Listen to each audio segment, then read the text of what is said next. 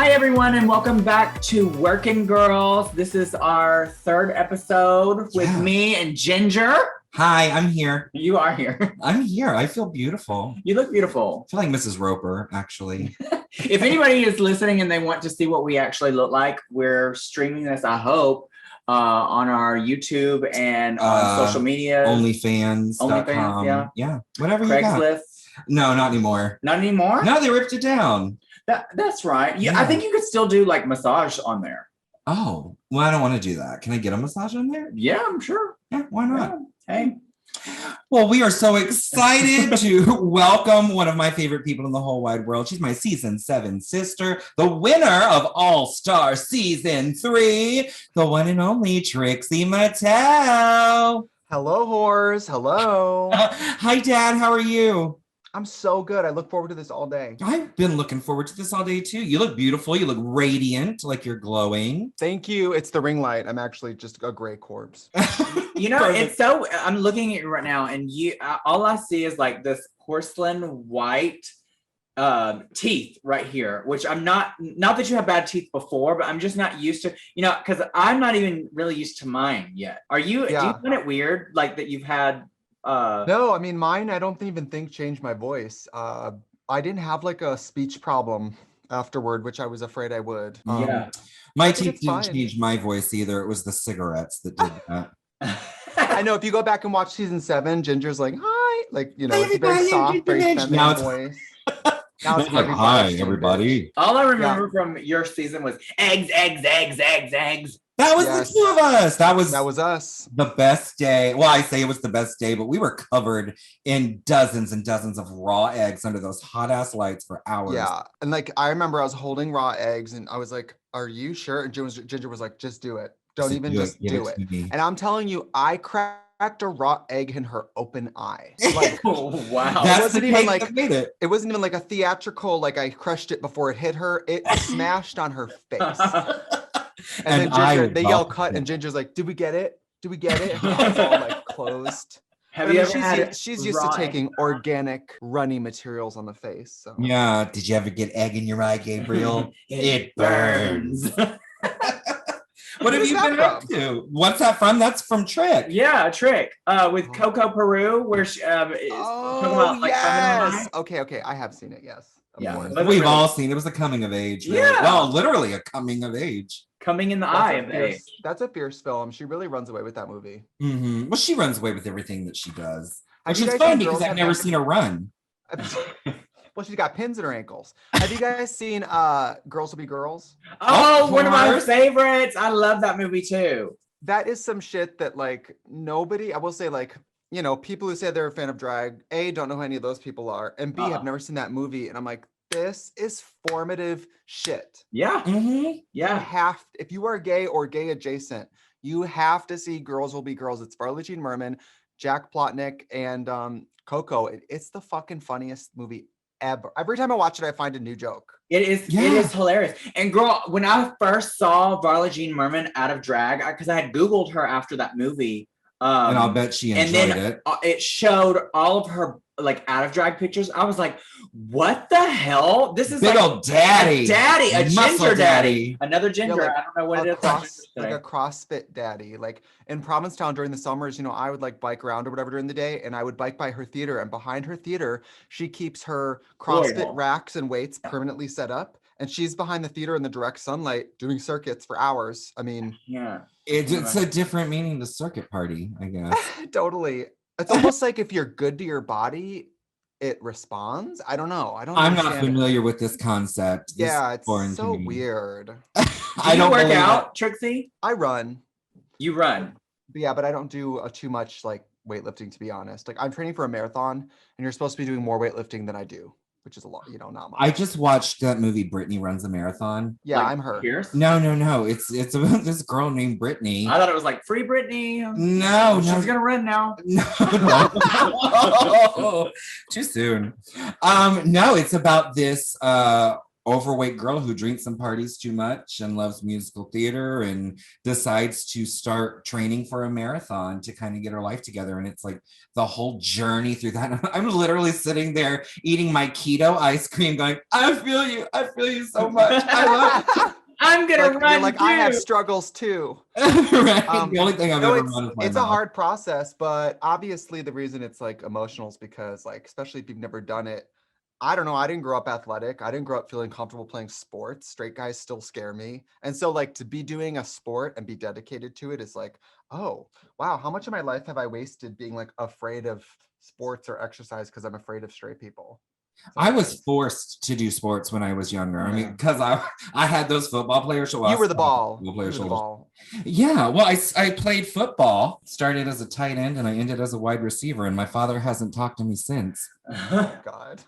I was forced to play like t-ball, and then in middle school my grandmother was like made me play basketball because of course my sister was like the all-American. She like played cheerleading and basketball and volleyball and track, and she was good at it all, and she made straight A's, and I was like none of that. A mess. And my grandmother's like, we're gonna put you in basketball. And so I did one game of that and I was awful.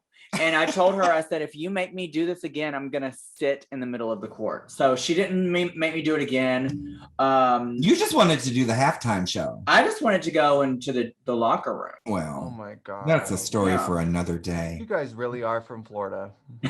No, she's from Alabama. I'm from Alabama. Is that better or worse? What's trashier, Florida or Alabama? It's just Florida. different levels of trash. No, Florida, it's different levels. Florida is like trash. Alabama is more like, country incest. Yeah, Alabama's more country and Florida's more like the armpit of like the drugs. US. Yeah. Meth. Like, I'm not gonna say where, but last time I was in Florida, I was on tour and I went to a certain gay bar and I saw a girl performing, a drag queen in the show, completely barefoot, and I was like, we are in Florida. Yeah. My band was like, does she have shoes on? I was like, it doesn't even. You don't need them. Don't look at it. No shirt, no shoes, no problem. Yeah, I mean, the way that if you have grew up here, I can imagine like you're probably immune to everything. Like, barefoot, the things that people eat, the people that you have sex with. I mean, I can say this because I've lived here long enough now. You were probably immune to anything and everything. Like, no, we did have the highest numbers of COVID for a very long time, so we're not immune to everything. Well, yeah, that's just because COVID is new.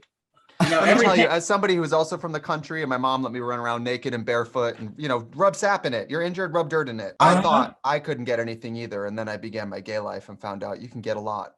Oh, you get a lot in a hurry. Herpes.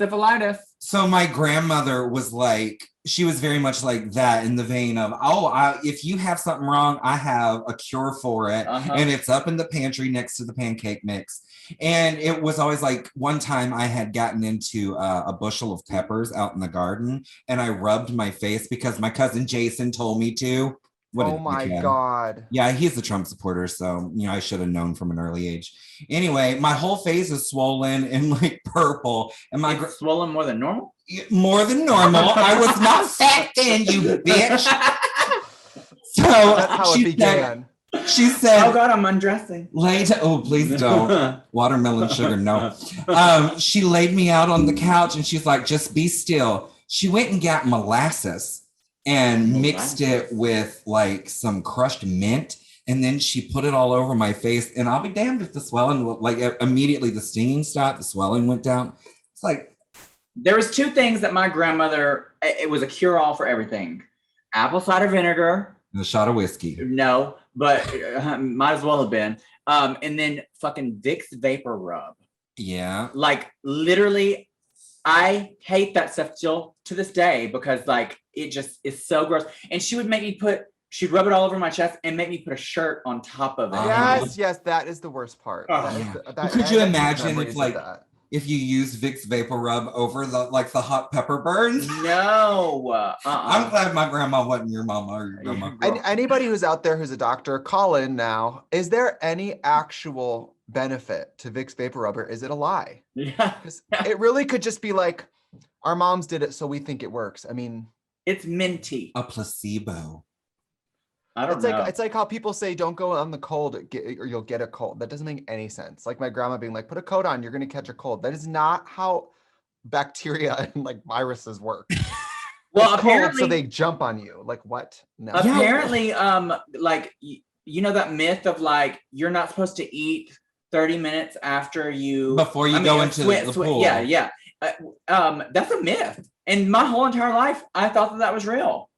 Well, it's not necessarily a myth. Like you can get cramps if you eat too much and then you exert yourself. It's not just about being in the pool. It's like you don't eat a big meal and then immediately go run. Or well, no, you might want to do it immediately after you eat, so you don't have time to set in. But it's just like muscle. You can't believe any of that stuff. It's all lies. They also say third time's a charm. And how many noses are we on, Trinity? 15. Yeah. Yeah. Good point. Yeah. I meant your nose. You bitch. I gotta say, I love you in blonde ginger, and I love you in black hair, Trinity.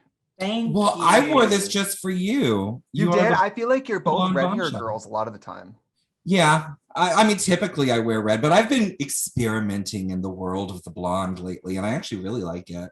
Yeah, so for you people out there that are just listening, Ginger has on a blonde wig and I have on a black wig. That's why Trixie. And I'm wearing a caftan in honor of Trixie Mattel. It looks like a backdrop. I was going to be the backdrop for the. Oh my God, shut. Your arms aren't even long enough to be the backdrop, bitch. No. It'd have to be an Instagram TV video. People don't understand. Like, yes, a lot of people go, oh, Ginger's short. She's short. Yes, but I'm also strangely proportioned because my arms are 2 to 3 inches shorter than the typical arms. My legs are really short and I have a long torso. So it's really difficult to like try to find clothes and stuff that fit me my whole life because nothing was ever long enough or short enough in the right areas. It's almost like a Tyrannosaurus Rex a little bit. A little bit. It is. That's why I don't have a shaved back. Wow. It's like the drag thing where like the torso is never the length you want. Like even Trinity, like even being a little bit pumped, it's not like it magically makes your torso shorter. No. Nothing fits. No. I'm still a dude with pumped hips. And you still have to get things made. Like I would say like, that's the biggest, nicest thing that I think I take for granted is like, I think back of how hard it was. You either had to make something or like find some random drag that magically worked with something. Like even pulling together an outfit was so hard. It's so a blessing to have like things made for you now. Mm-hmm. Oh, that's new for you, right? Because normally like Forever 21 is your thing. Say it, you fucking bitch.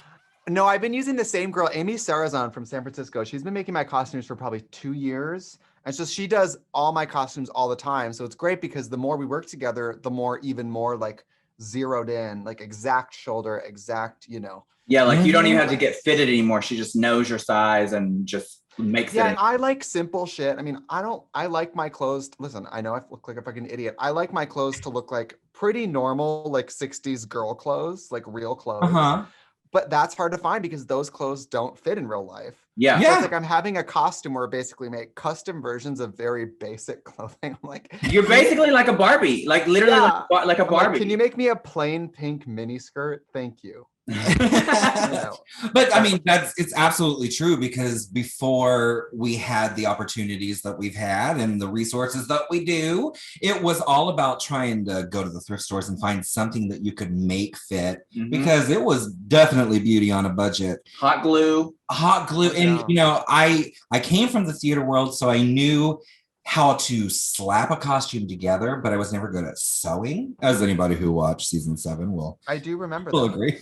I'm not a great sewer, and I was criticized a lot, and I'm still criticized a lot for my sense of fashion, but it's like when I was coming up in drag, I really had a difficult time trying to find anything that I could fit and piece together. So you're absolutely right. It is a blessing. You got to do what I do, girl. I just dress so different that people are like, that's her. You can't even hate it because you're just like, I mean, that's the way she looks. Yeah. Well, I mean, that's her face. You have a signature look, which is apparently really great for Drag Race. Everybody apparently. Well, no, like seriously, everybody wants like the fans want you to like have a signature hairstyle or hair color. I don't like to do that for myself. I like to be all different kinds of things. But what I have found is people that resonates with people when you do have a signature. Well, they like it. Yeah, and it's because the people who appreciate that aspect of your personality. They're the people that connect with it. It's the people that see a little bit of themselves in you because of that trait. So they want to see that representation repeated. No wonder. Yeah, like Ginger's brand is being 4'2". Exactly. I will say, I don't think 4'1". people realize, like, people always say to me, like, oh, you're so big in real life. I really don't think people know how short you are, Ginger. You really are, what, 5'? I'm 5'3". I'm 5'3". 5'3". Mm-hmm. That's, for a man, extremely short. Wow. Yeah, well, even for a beautiful plus size gal like myself, it is still short. I love to watch the old pictures from crowning at like Miss Continental Plus when I was doing the pageants and stuff, because it was always these giant glamazons with teeny tiny little me. It was like the forest of sequoias with one little bonsai tree right in the middle, just holding my hands up, praying. A barrel cactus. Speaking of pageant, Trixie, I know you've done at least Minnesota Entertainer of the Year, right? I did Wisconsin. Wisconsin, that's right. Everybody thinks Minnesota and Minneapolis and Milwaukee. Everybody thinks Wisconsin and Minnesota are the same place. I don't know why. Yeah, I don't know. It's not. I think it's because Milwaukee sounds like Minnesota to people. Maybe that's what it is. But Yeah. So have you done other pageants besides that? No, I did. So like I was, 21, trying to work in the clubs. And of course, like any 21-year-old drag queen, I was like, nobody's hired. Well, not nobody's hired me. Looking back, I just wasn't booked every night. And I was like, nah, you're such a bitch when you're like 21 and you want everything to fall into your lap. And you don't understand why every gig, you don't understand why you're not the show director at every bar immediately. Yeah. And you don't understand why these older drag queens aren't pouring over your incredible beauty. You're like, we're such an asshole. But so then I did this pageant and everybody was like, well, if you do Entertainer of the Year coming up, why don't you do that? And if you win, people will be more like, oh, wow, I guess she's serious about this. So I did the state title or whatever for Entertainer of the Year. And I accidentally won because there's only 3 competitors, including me. And then they were like, great, you're going to nationals. And I was like, no. And then I gave it to the second runner up because I just didn't like it very much. Pageants. You didn't like pageants. I only did the one. I loved going. Like when I would go to Miss Gay Wisconsin and stuff, I mean, it's the best drag show you'll see all year. Yeah, well, because that's when the girls pull it out. Yeah, because it's the prelim. So these girls are like, I have to turn it on a local level in order to turn it at the national level. Yeah. So I loved going to the pageants. It just wasn't for me. I don't know. I didn't get any like thrill out of it. Well, I remember before Drag Race really kind of took off, before Drag Race was a thing, and then before it really took off, pageants were really the only way to become a celebrity in the drag world. Yeah. It was either your Varla Jean Merman and your Jackie B and RuPaul and Lady Bunny, or all these people who have been, working at this for years and years and years and made a name for themselves. Or you could really pull all your resources and go win a national pageant and travel the country. Yeah. And so that's where I got my footing. And believe me, I went to Miss Gay America and they flat out told me, you're far too pretty for this pageant. We don't want somebody as soft as you. We don't want somebody who told you that? They told me that in the critiques. Yeah, girl, I know. But then I went to Miss Continental Plus and they were telling me. No offense, Ginger, you wear a lot of makeup. So I don't know I do. Why did they think that you're not drag queeny enough? I don't know, but then I went. Was it the Sharpie? Plus, no, it wasn't the Sharpie. I picked that up when I was at Miss US of A.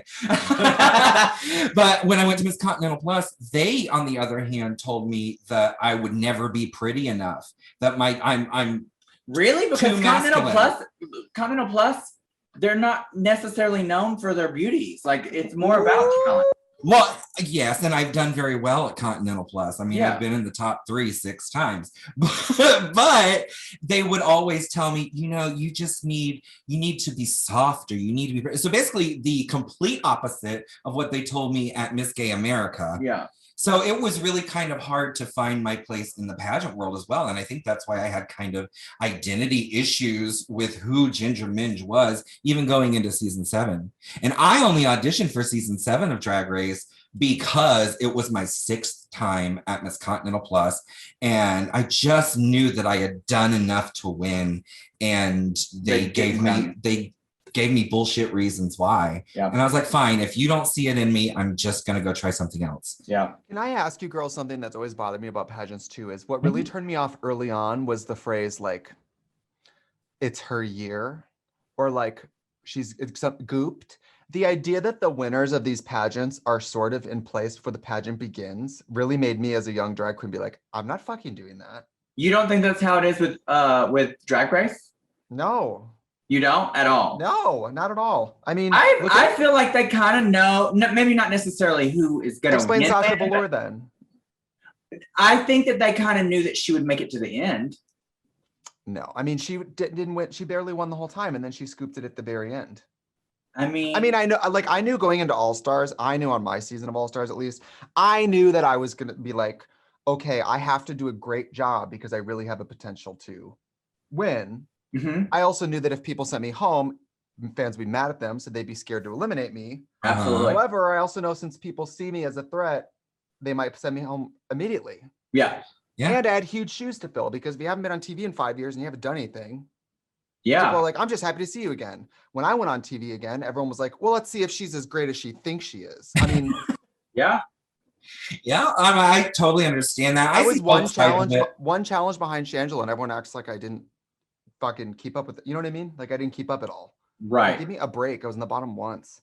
Mm-hmm. Yeah. So and I've always felt like if you're gonna fail spectacularly, and that was your Snatch Game. Like that's the other thing. I failed Snatch Game, which let me tell you, you could win 3 challenges, but if you fail Snatch Game, that's what people remember. But they also talk about it still, so it's not really a bad thing. Like, yeah, I mean, you have one bad moment, and they still talk about it.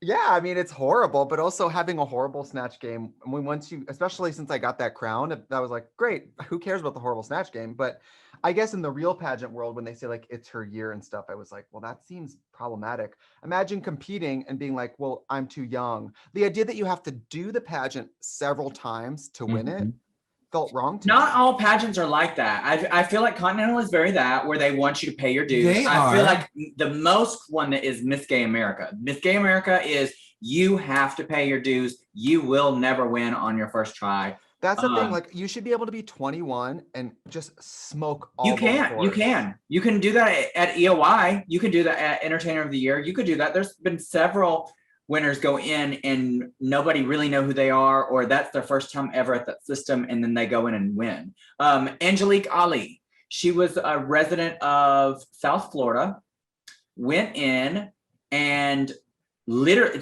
sang live for talent, had this amazing gown,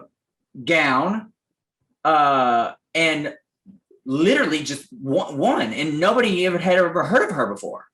And there's several that have went in and did that. But you're right, there are a lot of pageants that they're kind of like, well, and I think it's because, you know, pageants are a business, and they were big business for a very long time, and they didn't want somebody that they didn't trust kind of keeping the business going. You need somebody that's a really good point. That's a really good point. It is like applying for a job, I guess, in a way. Yeah. I mean, you ladies too. I mean, you're both pageant people. I wish I had done pageants before doing Drag Race, because the Trinities, the Gingers, the Kennedys of the world, they walk into that competition like they're used to the feeling. They're used to the pressure. They're used to having to size up people in the room. It really makes you a much better competitor. I wish I had done it. I don't know. I think that it's a double-edged sword, because I think that was really kind of my downfall on season 7, was the fact that I knew how to bluff the confidence, but I didn't know how to lean into my insecurities. So I don't think you had a downfall. You almost won. No, but me personally, like watching it back, I know how people assume I felt during certain situations, when in reality, I felt completely the opposite. So I wish that I would have had the ability at that point in my life to admit defeat, admit my flaws, and kind of lean into them and learn from them. Oh, you were incredible. I think the thing for really me were. with pageants, I went in really confident. Are you talking about Drag Race? Yes, for season 9. I went in the first day. Hold on. Gotta turn our beauty light on. I went in the first day really confident, and then immediately realized, like, everything that I had learned from pageants, I literally had to just throw it away because Really? because the way that the challenges are, pageants don't really help you with that. It's all quick on your feet. Pageants is about discipline and planning. Drag Race, you can't plan shit. So you literally have to throw it all away. The only saving grace for pageants is like your runway, where you look polished and your look and your confidence. But other than that, like planning for these challenges, that doesn't help you. So you don't think like do you ladies think the competition experience at least helped in the competition vibe when you? It helped me lose. I mean, I had been so used to coming in second or third year after year. So when they announced Violet as the winner, it was like, okay, cool. Like, it's not as crushing, I think, if you're not used to experiencing that and having your feelings hurt or being let down a little bit. Like, it really did prepare me for the loss, which I think. Which honestly, don't compete if you're not comfortable with losing. That's, especially in Drag Race, it's like fucking 13 of us are going home disappointed. It really could be you. Yeah. Yeah. And it's not because you're bad. No, and I've seen both sides of that. Like, I almost won on season 7, and then I did really poorly on All Stars 2. And you're absolutely right. You have to go in with the right mindset of there is one winner and all you can do is your best. That's all you can control is yourself. Trixie, would you ever go back and compete on anything with Drag Race related? No, I wouldn't. I'm not huge on, I don't really like competition, you guys. I mean, I really wanted to do All Stars because when I watched Katya do it, I was kind of jealous. And I also just did so poorly on my season that I feel like I had nothing to lose, like at all. I'd never won a challenge. I really don't feel like you did poorly. And that's another thing is like, a lot of the fans have said, oh, Trixie had the biggest redemption ever because she was terrible on season 7 and then slayed All Stars 3. I never thought that you did poorly. I always thought the things that you did, especially since I got to work one-on-one with you 2 weeks in a row, like I saw how good you were in the competition. Oh, well, and I hated that didn't translate. Well, I don't know if you guys felt this way, but when I lost All Star, or when I lost the season 7, I just went home feeling like I'd never really lost something like that before because I never really competed, and I felt horrible. And it really did you think you were gonna win?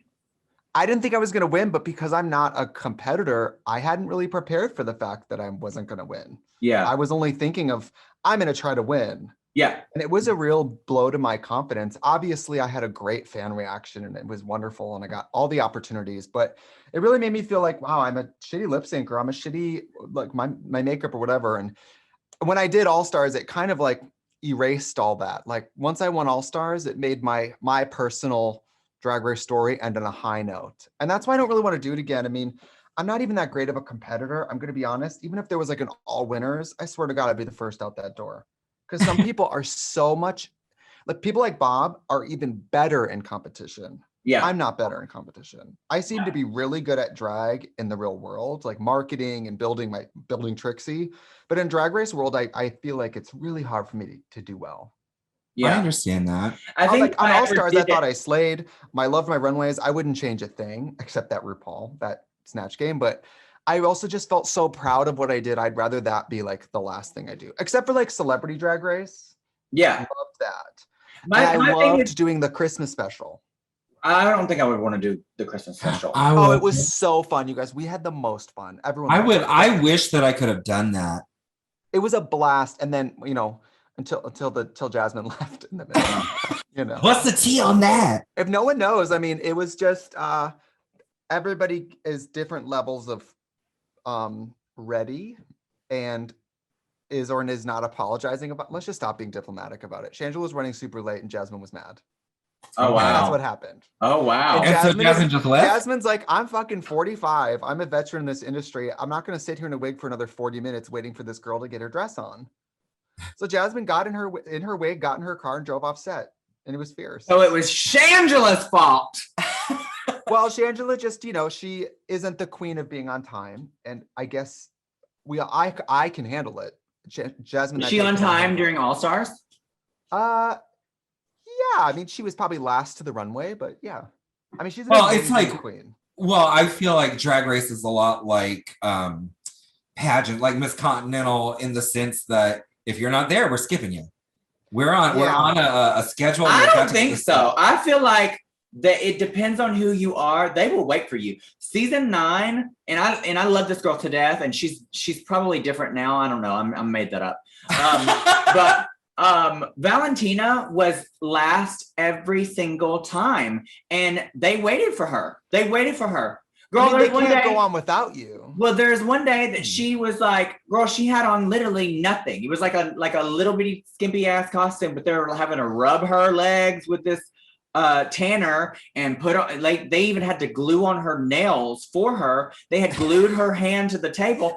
Girl, so like we're waiting on her to pry her hand off the table. Like well, I'm not saying they're gonna leave you, but like the longer you take, the more somebody like Jasmine has to sit in a chair and wait. Now I could Jasmine's just not that pressed about like no. Mm-hmm. If the commitment becomes unfun for her and she feels like it's unprofessional, she leaves. And she left. It was crazy. Yeah. I'll never forget her driving off the lot and PA's like, stop, please stop. And we're all in like Christmas gear, and me and Kim are like, did that just happen? Hey, she just left in full drag, just with her suitcase as the Grinch just out the door in her car. But I love Jasmine. I love Shangela. So them fighting, I was like, Mom, Dad, stop. It seems like whenever there's a legendary drag blow up, it's never involving me, but I'm always in the room when it happens, and I'm always like, ah. It's always just like when the iconic Mimi I'm First Alyssa blowout on that tour was. Oh yeah. Of course, I'm sure that they've, drag queens get mad and get over it in 5 seconds. But me watching that's what a lot of the fans don't understand is the things that happen on the show. Yeah, we are in our feelings and we're tired and we're being overworked and all that kind of shit. So we pop off and we say what we need to say. But as soon as we get in that van with dark tinted windows and drive back to an undisclosed location, which is usually a Marriott somewhere, then we talk it out and we work through our feelings and things are fine. Yeah. And even on tours, like there's some people who don't get along, and it doesn't mean they hate each other. It just means they're probably not going to choose the same dressing rooms. Me and Alyssa got into it one time. I never really talked about it. We she body slammed me one day at a show with me, Murray and Peter. Yeah, she did. She seriously did. I believe it. Yeah, we were just playing backstage, being shady. You know how I am. I'm a shit talker, but like, I don't mean anything by it. Drag queens do that. And I guess, girl, I had struck a nerve. I didn't even realize. I thought we were just playing still. And then all of a sudden, bitch, I'm just like picked up and it's WWE or F or G or whatever they call it.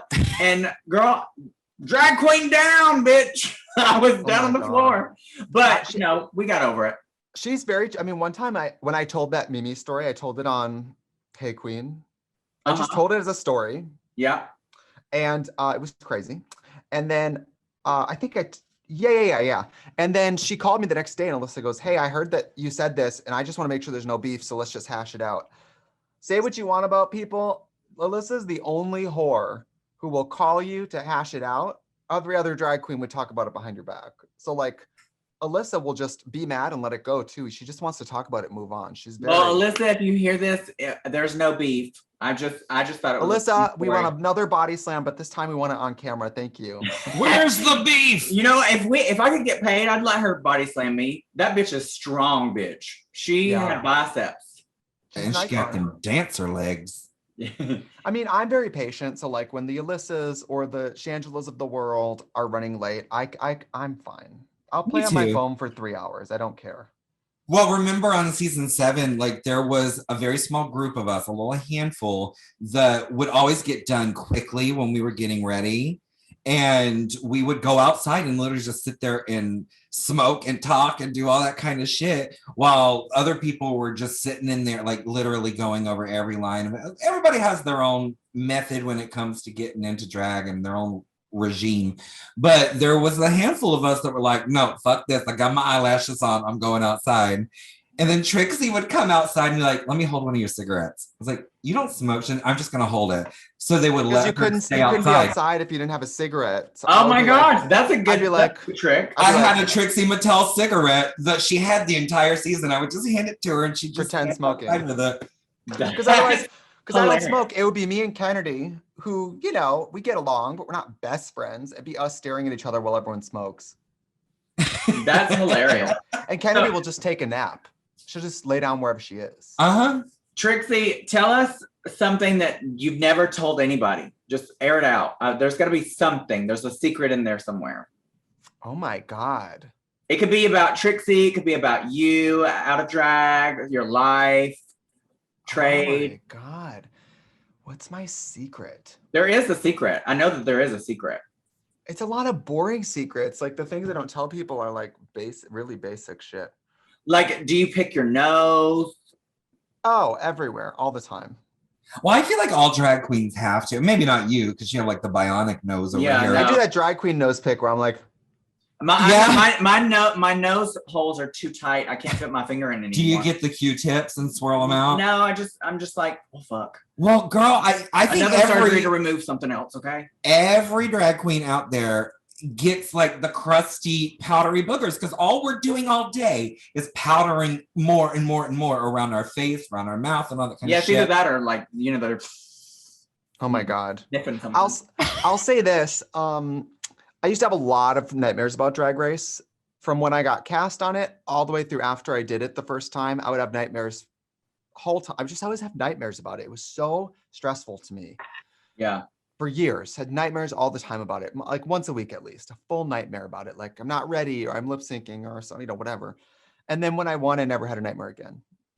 It is mental torture. And that's probably why I'd never do it again, because like having no anxiety about Drag Race anymore is so worth it. You know, I had the same experience with EOI when I was competing for Entertainer of the Year. It took me 6 tries over 10 years to win.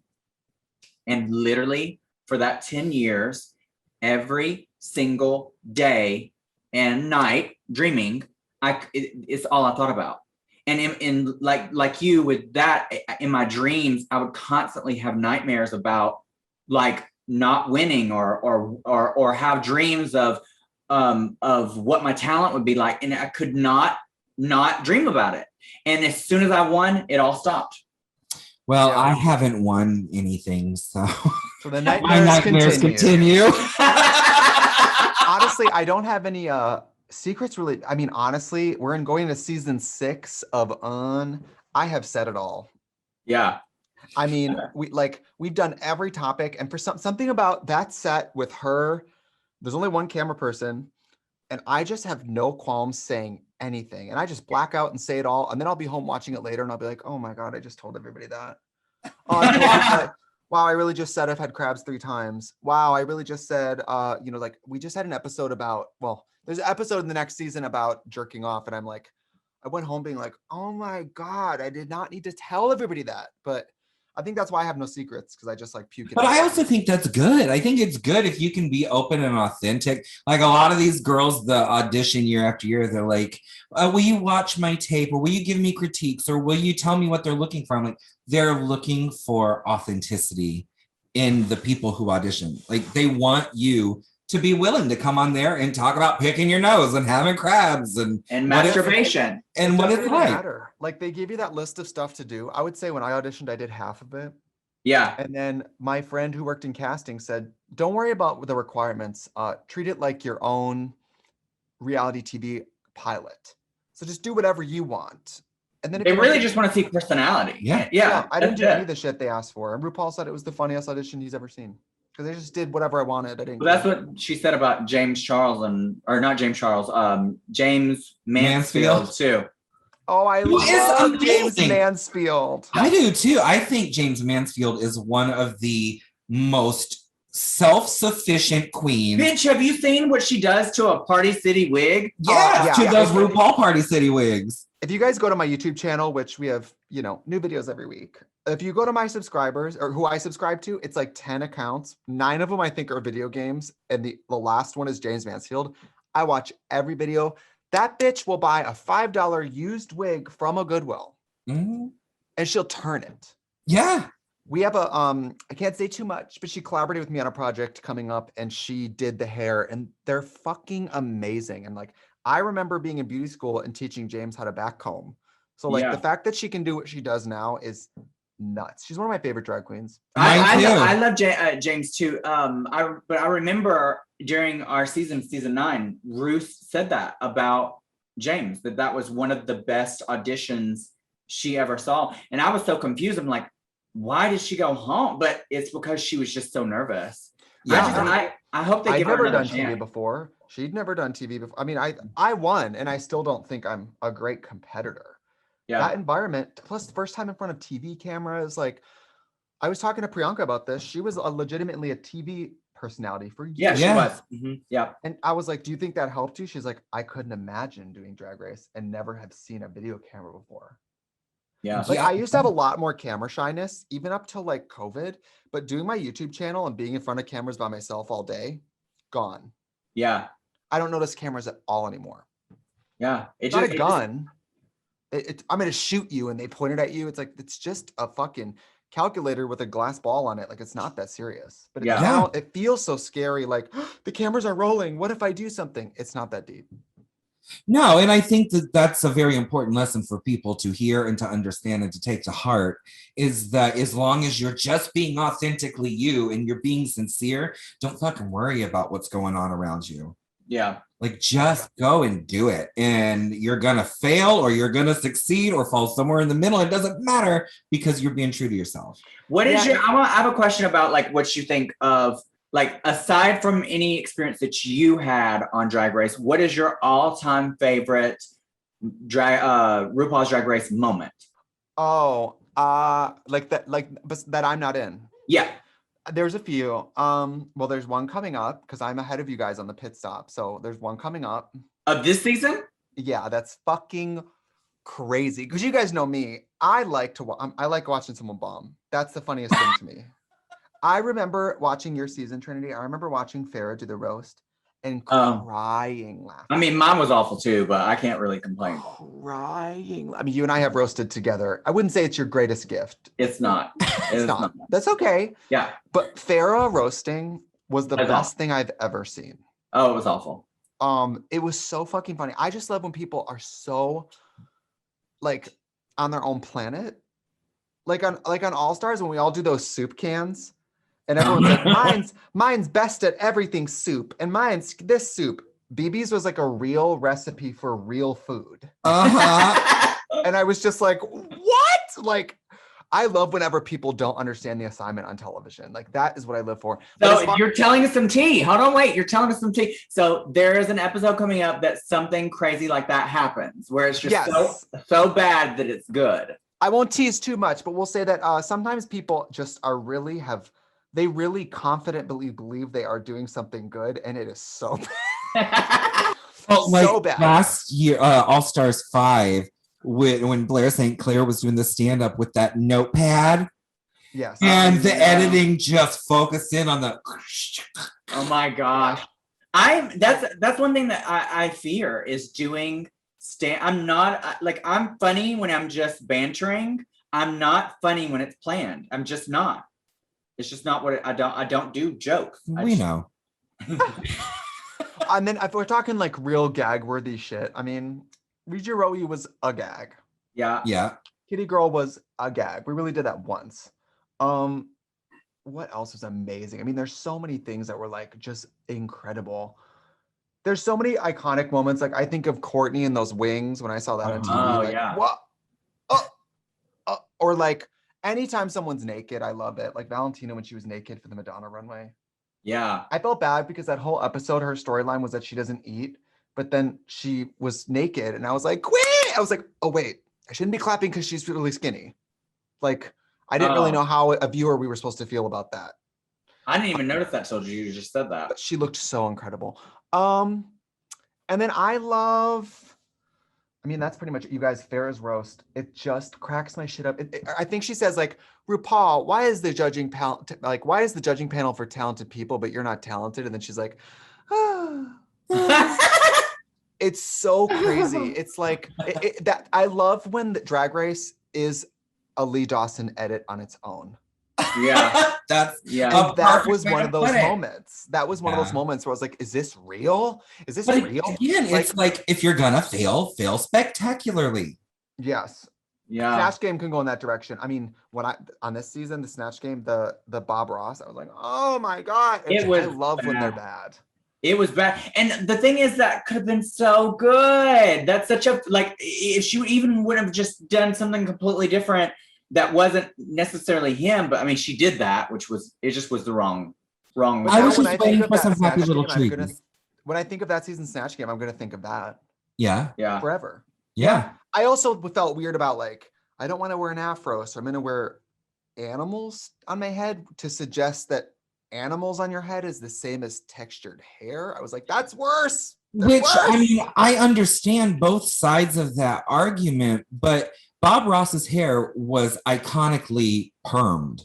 I mean, are we going to cancel Bernadette Peters? Like, what are we doing? The thing is like the stuff, like, and I totally get it with Utica, but I just don't think people should be that, like, walking on eggshells. Like, you know what your intent is. If your intent is to offend people, then yes, you should be worried. But girl, you're doing a character that's what his hair looks like. Girl, get over it. Move on. Well, it was the same as, like, when Tina did Richard Simmons. He also had that really tight perm, that gingery, real like wiry kind of perm, and she opted not to go in that direction. So I felt like it lost a little bit of its authenticity of the character. And also its recognizability. Yeah. I just love when shit's crazy. I love when someone's failing so bad that they've edited almost like a Lee Dawson thing. That's when I love. Yeah. And I like when the drag is good, of course. But I get really bored with pretty shit. I like really weird shit. Yeah. So you're bored with me a lot is what you're saying. No, I said I like weird shit. Oh, okay. Wow. I mean, I was pretty, but it's fine. What's funny is, like, on Drag Race, I just, for runways especially, I want narrative. If you're going to look great, there still needs to be more to it than just, like, a nice, if the runway dress, if the theme is green and you wore a green dress, I'm like, okay, what else? I don't need you to wear, like, frog eyes or something, but, like. But that is also where the pageant comes in to hurt people like us as well, because we have been taught by breaking down all the subcategories. Your hair has to be this length, your earrings can't be longer than this, your gown must be fitted, it must be this. So you think too far inside the box instead of just having fun with it. I like inside the box, but it can't be, even if, like, there's certain girls, and I'm not going to name names, there's certain girls that are pageant girls that everything is perfect on the runway that in the past seasons, but it's just too plain. It's too, like, old school. It's not exciting. It's not, like, it's perfect, but it's not exciting. And you could still be perfect and a pageant queen and still be exciting.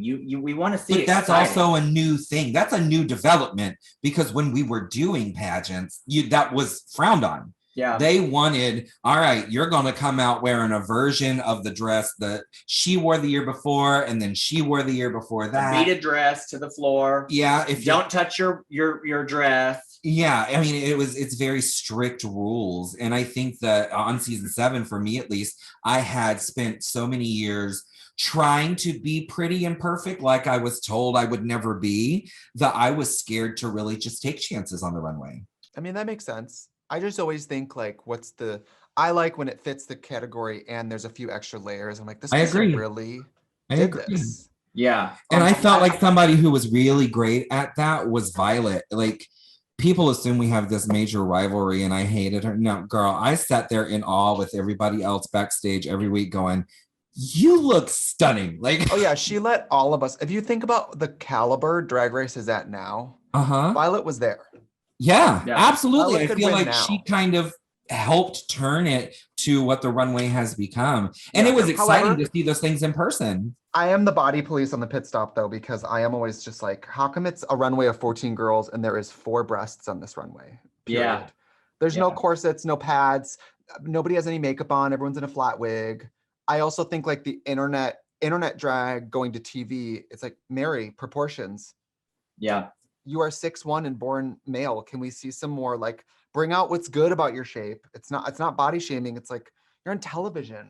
RuPaul has a corset on. He's 6'5", bitch. You know what I mean? Yeah. I just always think, like, body shape it matters to me on runways a lot. Yeah. Now, if you're 100 pounds you probably can get away with it. Because if you were a girl, you wouldn't have boobs if you were like 100 pounds. Maybe. I mean, my sister's 100 pounds and she has huge boobs, but She's all boobs. They're not real, Yeah. but to me, it's not really about like policing a body as much as it's like, okay, well, if this is what you've got to start with, what can we optimize to give the whole fantasy? You know? I understand that, particularly when it comes to runways. Like I went into season 7 with a very narrow view of what I thought drag should be. Mhm. And then sitting back and watching it and traveling around the world and seeing all these different types of drag, it was really fun to kind of see people who looked all sorts of different ways and shapes and all sorts, like it was incredible to see. So I love seeing the diversity on the runway. Yeah. I love when you can come out with no hip, no breasts, no wig and really serve it. But I don't feel like every single look should be the same no matter what you do. Yeah, true. I feel like you, especially with what Drag Race has become and evolved to, I feel like you really need to take those chances and you really need to go out there and serve us something exciting every week. Yeah. Yeah. I just always want it to make sense, I guess. And also, whatever I think, who cares? I look like an idiot. Who cares what I think? If I don't like your drag or I don't like your runway, you also probably don't like mine, and I don't care. That's like when people are like, we need to stop having fans critiquing drag. I'm like, stop caring what fans think of your drag. Yeah. That is so much easier. You can't control what Beth from Iowa thinks of your gown on TV. Mm-hmm. You can control if you care. Yeah. Yeah. Like, well, obviously DMing people to kill themselves is a next level, but like, why do you go on the internet looking for what fans think of you? Just like, fuck them, and like, you are fierce and you know it, and if they don't like it, they don't have to watch you. Well, and what RuPaul says is very true. Like Ru always says, what other people think about you is none of your business.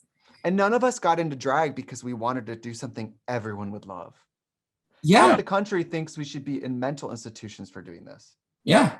We'd be shot on sight in some places and people would be like, well, she was dressed like that. Yeah. Well, and the whole thing that really attracted me to drag in the first place was because I looked up to the icons in our community who were making change, who were there leading the march and doing all of these things. They were always at the front of the line, taking risks and making people notice and pay attention to these horrible things that were happening in the world, and especially within our community. And they were the ones that were making a difference. So I got into it because of that. That's what really drew me to drag. Oh, girl, mine was not anything like noble like that. I got into drag because I was a broke 18-year-old. Somebody dared me to do it and said you can make money. So I was like, hey, that is me too. People are like, whenever I get to do so many cool interviews, and they always want their moment where they're like, why did you start doing drag? And they want you to be like, to change the narrative and start discussions. I'm like, drinks and attention. I started for drinks and attention, and honestly, that hasn't even changed. Well, when I first started doing drag, like before I really got into the whole drag culture, I literally started dressing up to go to Attitudes, which was our one little gay bar in Leesburg.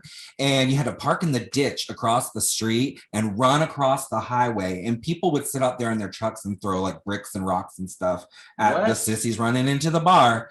And girl, the only way that I could legally drink was to use my cousin's fiance's ID because I looked just enough like him. Fiance's ID. Okay. Yeah, I looked just enough like him as long as I had on a wig and some lashes. So I would dress up. You looked like him, Ginger, only with a wig and lashes. Like you could look at the picture and then look at me in drag and go, okay, maybe I can see kind of the same body shape and facial structure. Are you telling me that the cross-dresser for Christ herself was lying to go drink at gay bars in a wig? Well, I was trying to imbibe in the blood of Christ. She was trying to get the blood of Christ. She just wanted the blood of Christ. Exactly, especially on 25-cent pitcher beer night.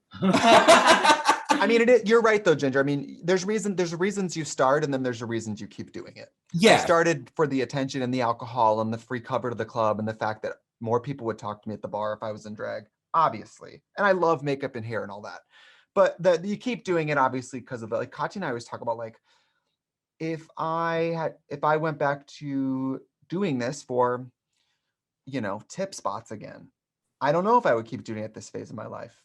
Yeah. Oh no, I would never That's what, girl. I would change gears. I would maybe have 2 shows a month where I just go and make enough money to drink and like feel the fantasy. But I wouldn't try to like drill it like that. I don't think so. I think this drag has turned into definitely a business for me. Yeah. So once this business goes bankrupt, girl, I'm done.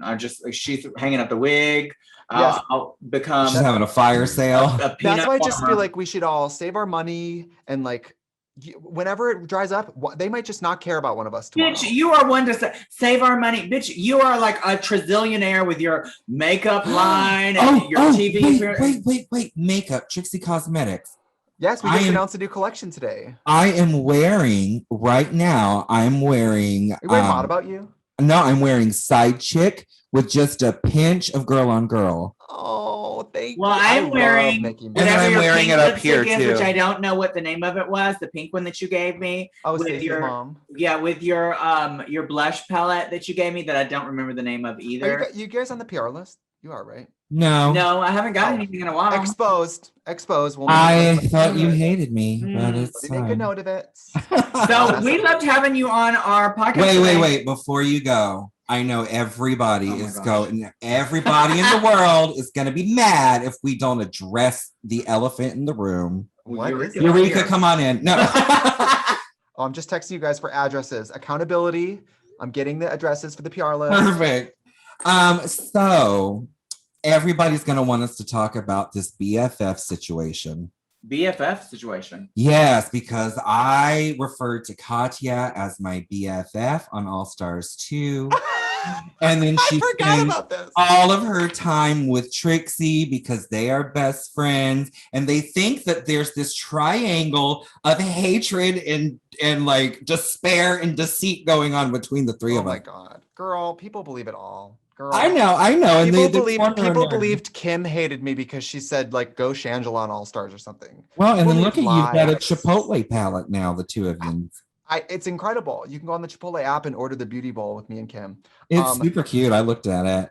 I just like people think we hate each other all the time. And I hate that because you and I got very close on season 7 and they didn't get to see that aspect of our relationship really. But I love you. Like I absolutely adore you. We've always had a good time together. I love you. I love you both. I have only positive memories of working with both of you. Ever. I know we'll work together again. We only worked on the Pageant roast and I was drunk through that because I couldn't get through it. So I don't really remember any of that. There was okay, you would be bombing. So let's just say what it is. It wasn't bombing. Trixie and I sat next to each other every night on Haters. Yeah, let's just say that there's reading is really like either you can do the splits or you can't. Okay, look, I wasn't as bad as Derek Barry. Okay, at least that. Yeah. There was some bad ones in general, but the bad thing is on the first night of a 22 city tour, when they're bad, you're like, we're going to hear this bad set every night. Yeah. And as you've learned, I love a bomb. I laughed harder at your set every night than anybody else's because I love a joke and you would just go up there like it was a death march, walking up there to say these jokes. Hated it. Every night you'd be like, she would walk up there and be like, well, these didn't work last night. Let's see. Trixie would slap me the whole time. Oh my God. One night the jokes didn't work and you just went, you know what? I want the money back from Jackie Beat. I love working with both of you. I'm telling you, there's not a single drag queen I have a problem with. I don't have the time or the energy. People need to get a life. Mm-hmm. Imagine believing that we hate each other. I do love when these theories kind of pop up on my social media. They just kind of creep through. Or like I finally sat down and watched that pit stop you and I did for Canada Drag Race. And it was lovely and 99% of the comments were great. But a lot of them were like, oh my God, Katya's 2 BFFs in the same room. They're going to kill each other. Mary, we spent plenty of time in the same room. Also, you can have her. Like Katya and I are best friends because we're both antisocial, and unless we're being paid to be there, we don't even see each other. And I love you both, and we all talk together. We talk separately. Like, it doesn't matter. Well, I love the fact that y'all love each other. We have been talking a long time. We didn't even get through anything. You're gonna have to come back as a guest in the future. I would love to. Any of your like cosmetic stuff, your YouTube. So tell people, like, because you have you and Katya have a new podcast coming out, or that's out now. And it's great. It's out. So we have the Bald and the Beautiful every week. Trixie and Katya podcast with Trixie and Katya's Guide to Modern Womanhood, the New York Times best-selling book. I do have to call you out on that, though. Oh, well. You said that I use Sharpie on my eyebrows. I never use Sharpie on my eyebrows, only my lips. That was Silky Nutmeg Ganache that used them on her eyebrows. Wow. I will never forget you in that Sharpie. I'll never forget it. I'll never forget it. What we put our bodies through. And by the way, as a drag queen, we put our bodies through so much. You see some girl putting on Sharpie as lip liner and you go, work. Like, I've been there. Yeah. We have Back to the Fuchsia coming out this weekend at Trixie Cosmetics, a lovely purple blush palette. Blister in the Sun just came out, my single. And you can catch me on my YouTube channel every single week. We have new videos every week, Easy Bake Ovens, plus season 6 of starting. Netflix Queens Who Like to Watch with me and Katya, and I think that's it. And you're going to run a marathon. And I'm going to run a marathon. So yeah, in 6 weeks, I'm supposed to run 26.2 miles. So pray for me. Wow. Good luck, bitch. Good luck. Well, thanks for being on our podcast. And I hope we get to do a show together soon. We love you too, honey. Can we just do drag again? Hello? Yeah. Well, I mean, it's been nice not doing it from the tits down. Yeah. I miss the girls though. Like, we just had somebody on the pit stop in person. And I was like, I haven't seen another cross-dresser besides Katya in a long time. But you guys are in Florida. You'll be safe. No one has. Yeah, we're fine in Florida. Yeah. We're wearing masks now. Have a good day, you guys. I love you. I can't wait to see you. Bye, honey. Bye. Bye.